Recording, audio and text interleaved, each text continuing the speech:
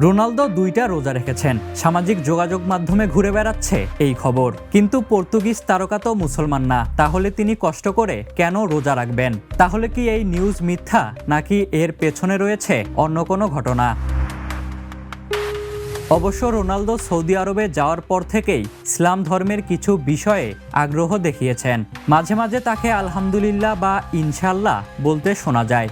তিনি নাকি মুসলিম সতীর্থদের নামাজের সময় মনে করিয়ে দিতেন এবং অনুশীলনের সূচি যেন নামাজের সময়ের সাথে মানানসই হয় সে বিষয়েও কোচকে অনুরোধ করেছিলেন। তবে এবার অবশ্য রোজা রাখেননি রোনালদো।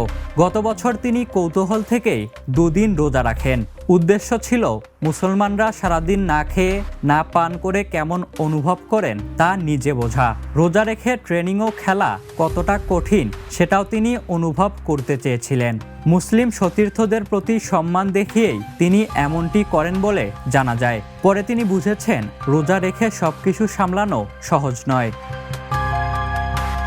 ইউরোপ ছেড়ে সৌদি আরবে এসে নিয়মিত গোল করে চলেছেন রোনালদো। ইতিমধ্যেই তার গোল সংখ্যা 964। 1000 গোলের মাইলফলক ছোঁয়ার দিকে এগোচ্ছেন এই পর্তুগিজ তারকা। 30 বছর বয়সে এসে 500 গোল করার রেকর্ডও গড়েছেন Ronaldo. Ishtiaq Mahin, the news.